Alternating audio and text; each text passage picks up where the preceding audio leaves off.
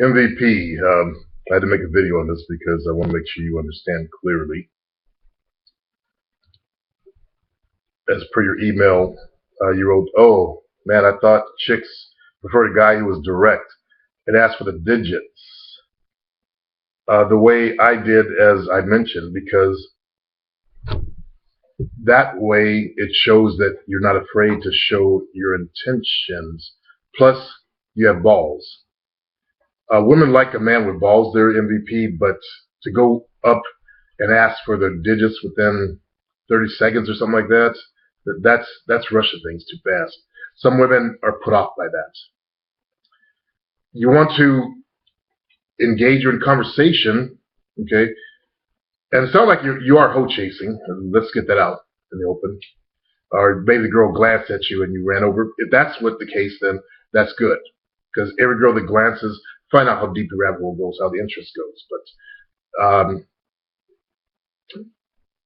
for them to get up and just walk away and respond the way they did, that sounds too much like you were hoe chasing them. But that's on you. That's your style if that's what you're gonna do. You need to stretch them out more, okay? You actually need to stretch out these conversations a little bit before you pop out the phone. Now you're doing your day game. So that means you got to ask, hey, how about you put your number in my phone? Give me a call. We'll do some coffee or something. How you ask a girl to put in depends, or will make a big difference, in other words. If you ask like a thug, you get a thug's response. If you ask like a smooth player, you get a smooth player's response. If you ask like a nerd or a geek, goob, whatever, you get their response. I think the best response you want to get is that of a smooth player, like how I just said it. You've got to make it very conversational, as if it's an everyday thing.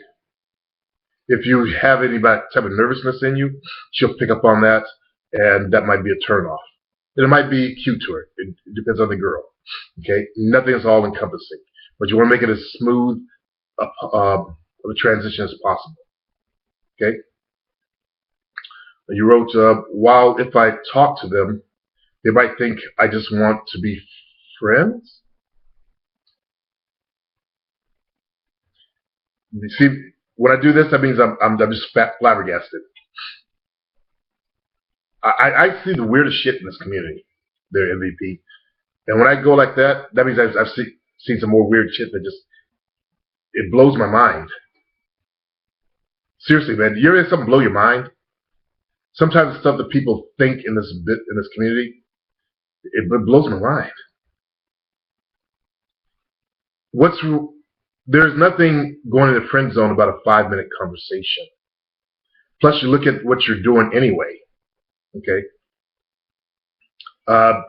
If you're choosing, if you're going by choosing, she knows she's interested. You were meant to step over.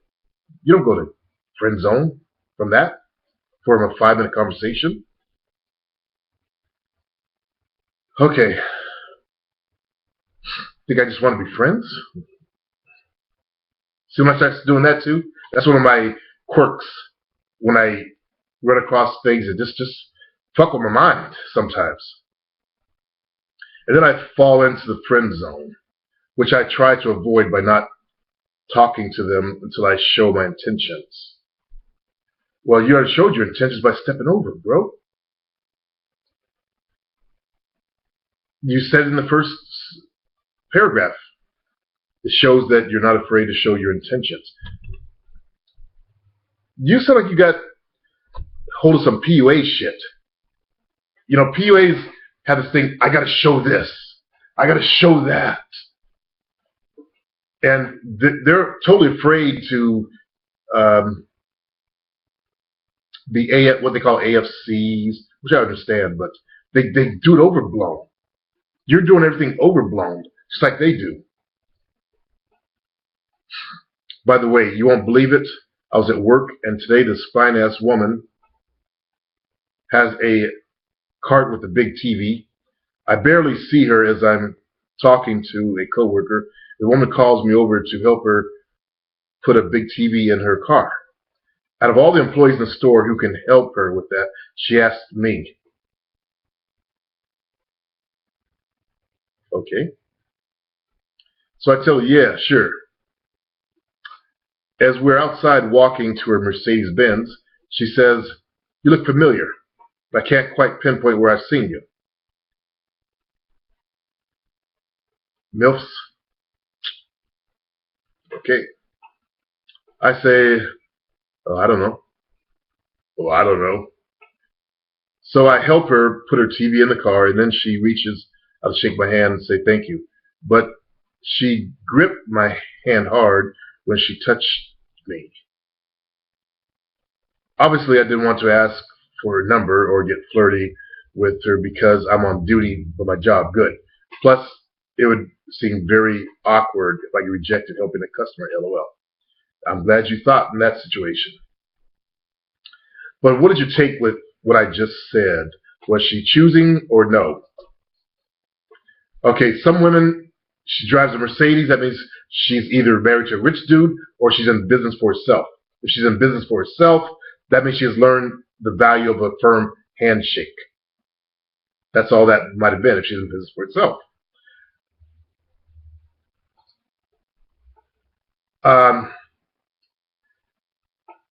Some women, older women, or she might have been, a couple of years older than you, but whatever, however, they want attention from a nice-looking male. See if they can fuck with him and get them all riled up. So they start writing their coach about the shit, stuff like that, like you did. No, I'm just kidding. They do want some attention. I wasn't there. I can't tell if that was actual choosing signals, but by what you wrote, sounded like there was some little bit of interest there. Okay, she thinks you're attractive, and how I would have handled the situation was I would have did just what you did my job. She'd have to come on stronger than that, like give me her card. Hey, what do we do? She being sound like she's a business person to me, but her being who she is, she knows how to set up an appointment. She knows how to reach out. She knows how to how do I say this? Make connections, get what she wants. Okay, so if she wanted it, she would have actually made more of an effort to get it, though. Okay.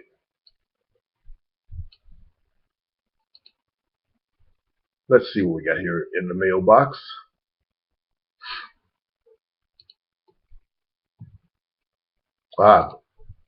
Walter.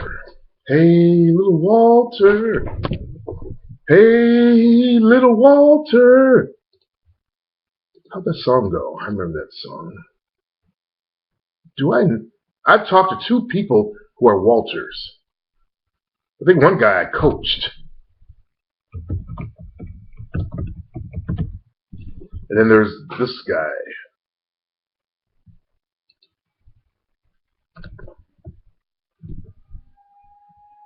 I talked to a little Walter, in other words, in the last, I don't know, few months or so. Well, the guy I talked to definitely isn't the guy that's controlling the little channel. Hey, little Walter. Hey, little Walter. Hey, little Walter. Listen. Hey, little Walter. I just love the song. Gonna get you, little Walter.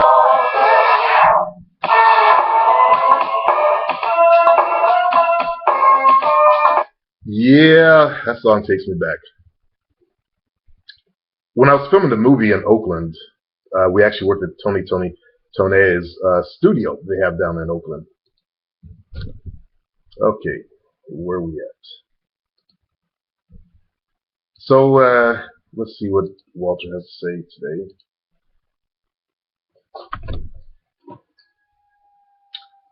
I wasn't spamming anyone. I was asked valid questions and making valid points. Show me one thing that wasn't valid. Please point out where I'm wrong and prove it. Walter, you're misunderstood. I don't have to prove a damn thing. Okay? you forget that you're stepping into my house. That's where you got it wrong, Bill Walter. You stepped into my house and started making my guests upset. So now think about this. Let's say you're putting on a party, okay? And you got all your friends over, you know, everybody's, you know, talking and stuff like that. Then some old broke ass Negro comes in, scratching and itching and shit, and acting a fool. Now, wouldn't you ask him to leave? You making all your guests upset? Wouldn't you ask him to leave and then just kind of just push him out the door? I'm trying to get you to see things outside of your own selfish, self-centered point of view. Because you think that your point of view is the correct point of view. And those kind of people they always do that shit. Especially at your age. Obviously, you're young. You watch Fred, man. Come on. That's some gay-ass shit. So I don't have to prove a damn thing. And he writes, by proof, I don't mean emotional ranting. Again, what does the color of my skin have to do with anything? Is what you believe based on the color of your skin? Okay, I asked you for proof. You said you were black. I asked you for proof. Okay? Because I had a lot of Caucasian people lying to me. Would my words be less valid if I was white? Which I am black and could care less what anyone thinks. As for my YouTube history, I watch a lot of videos. Of course, you know this if you checked it. But you only see some dude named Fred, whom I have no clue of. You watched a bunch of videos on your channel. Okay? Talk about selective vision. Okay, when I took a moment to look at Fred's video, and I think I saw that thing on an actual video, like they put out a fucking movie that Jovita's niece was watching. I said, what the fuck is that? And I walked out the room. That shows me what kind of mentality you have. You may not understand what I'm saying because you're stuck in your point of view. My goal is to coach men to become better men. All right? That's my goal. And to engage a dialogue so that we can start talking and work out their problems. I looked at what you're about, and I've been where you're at. You're one of them self-hating Negroes. Or you appear to be. By your words, your actions. You had some Obama hate. You had an Obama hate video, and I made the mistake of actually looking at that. Now I'm getting the fucking videos on my channel. It's like I looked at Tommy Sotomayor a couple of times, and now they won't go away. I tried to block it. I tried to go in there so I could block myself. I'd never subscribed to shit, but YouTube, because I looked at the videos, keeps sending me his videos. And shit's irritating. But you're one of them self-hating, if you are black, you're one of them self-hating Negroes. And I've been there myself. You know, I understand, you know, hate Obama. I'm not happy with Obama either, but to watch videos where white people are hating Obama, that shows a lot of self-hatred there. To come out with your comments on the whole Trayvon Martin thing, you know, like sound like a racist, because somebody called you a racist on there. They didn't know that you were black. Nobody would think that a black man would actually be on that side, although there are a couple of them. There's some kind of Pastor Manning. You sound like a Pastor Manning type. And I don't have any use for that kind of black man. Obviously, I'm into black consciousness and raising black awareness and all that kind of stuff.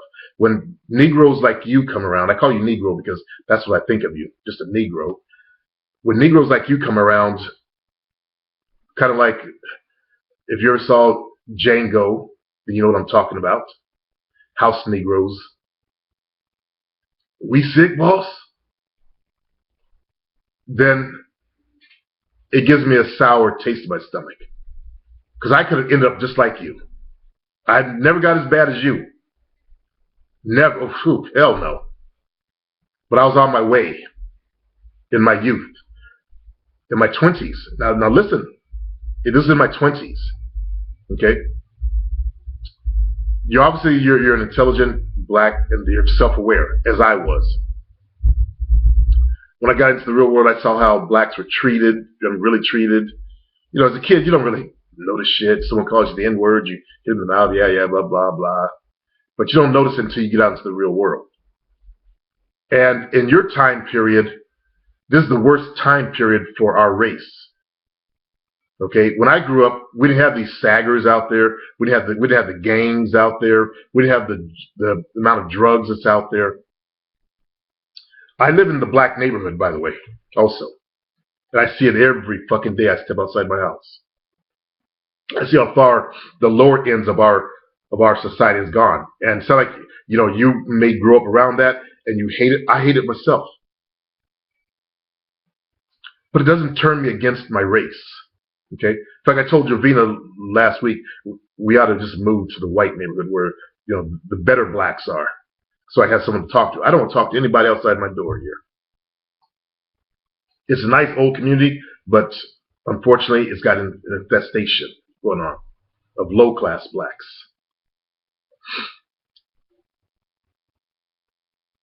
So I can understand where you're coming from. Now, let's, and also your goal is to engage in arguments so you can feel good about yourself. You said that Trayvon thing was not racial. That shows how young you are. You don't know a damn thing about the state of Florida. I don't know if you ever actually open your eyes and look at what's going on in the world. I've been around for a long time. I know about the state of Florida. I know about the state of Texas and other states, okay? That's what you're missing. That's what you don't understand and see, is that this shit's been going on for a long time. The Trayvon thing, yeah. White men kill blacks every day, and vice versa. And they did blow it up. But since it came to my attention, I looked at it. And I saw it for what it is. Okay? You're one of those, you're by your screen name, a quiet guy. You're one of those people who spend your time in your world. You don't look outside and try to study the patterns of what's going on out there. That's why I gave you guys the truth of what's going on inside that man's head. Now, I told you that I listened to the audio tape of his cousin being interviewed, okay? And she talked about how he was molesting her. What does that say about his character? And then after he got let go, we saw the truth of his personality, that he was a racist. He had racial shit going on. All right? Since then, we've seen the real character of the man. The real actual character of the man. So if you can't see that, then you cannot have a conversation. Because you're coming from your stilted, a quiet guy in a dark room, self-hating Negro point of view. Okay? I don't know who made you like this. Maybe your father. Or maybe your experiences in life. But on my site, I don't do the guy hiding in the dark thing. When I ask you for something, I expect it to be returned. I ask you for a photograph. Okay? I used to ban motherfuckers for that shit. For not responding back to me. Because I'm here to help you. I'm not here to allow you to keep doing the silly shit you're doing in your life as to why you sought me out. I'm not here to become your, I don't know what the word is, but the stone that you use to crack your head on so you can feel bad and start hating. You came here to learn something, to improve your life. But your screen name says it all. a quiet guy. You're not. You need to learn to see the world as it is. You need to learn to open your eyes. Okay?